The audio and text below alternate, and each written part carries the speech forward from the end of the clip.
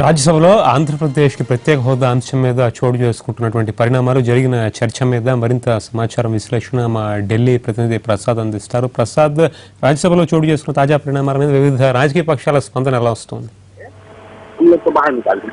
ప్రధానంగా ఇప్పుడు జరిగిన చర్చ అంతా విన్న తర్వాత ప్రభుత్వం చాలా స్పష్టంగా ఉంది. చట్టంలో లేని అంశాన్ని తాము ఏమి చేయలేదన్న అంశాన్ని చాలా స్పష్టంగా చేసినట్టుగా చెప్పుకోవాలి.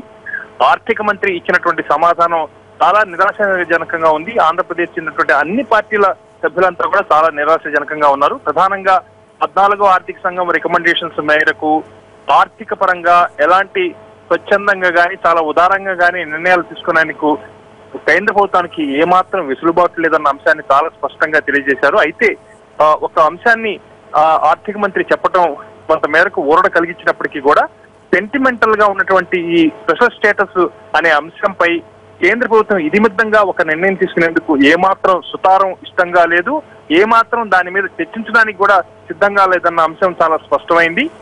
చివరిసారిగా మళ్ళీ సభలో రాష్ట్రం నుంచి ఉన్నటువంటి కీలక నేత కేంద్ర మంత్రి వెంకయ్యనాయుడు ఇచ్చిన సమాధానం కూడా దాదాపు అంతేగా ఉంది.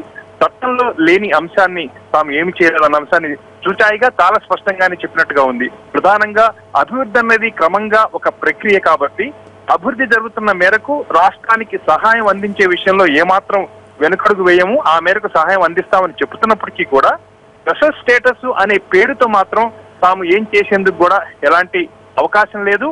ఆర్థిక సంఘం సిఫార్సుల మేరకు కూడా ఏ రాష్ట్రాలకు ఈ స్పెషల్ స్టేటస్ అనే అంశం అన్ని ఇవ్వాలన్న అంశం కూడా చాలా స్పష్టం చేసింది. కాబట్టి చట్టంలో కూడా ఆంధ్రప్రదేశ్ విభజన చట్టంలో కూడా లేదు కాబట్టి తాము ఏమి చేయలేదన్న అంశాన్ని చాలా స్పష్టంగా చెప్పారు. కాబట్టి కమ్యూనిస్ట్ పార్టీలు ముఖ్యంగా సీతారాం యేచూరి చాలా ప్రధానంగా ఈ చర్చ అంతా కూడా ప్రత్యేక హోదా స్పెషల్ స్టేటస్ మీదనే ఉంది కాబట్టి దానికి సంబంధించి ఈ సభలోనే చేసినటువంటి ప్రధానమంత్రి ప్రకటన మేరకు ఆ అంశంపై కేంద్ర ప్రభుత్వం ఎలాంటి నిర్ణయం తీసుకుంటుంది, ఏ రకంగా దానికి స్పందిస్తుంది, దానిపై ఒక స్పష్టమైనటువంటి హామీ ఇవ్వాలి అనే విషయాన్ని చాలా స్పష్టంగా అడిగినప్పటికీ కూడా కేంద్ర ఆర్థిక మంత్రి ఎలాంటి స్పష్టమైన హామీ ఇవ్వటానికి కానీ దానిపైన వివరణ ఇవ్వటానికి కానీ ఏమాత్రం సిద్ధంగా లేదు. కేవలం ఆర్థిక సంఘం చేసిన సిఫార్సు మేరకు ఇవ్వడం సాధ్యం కాదు.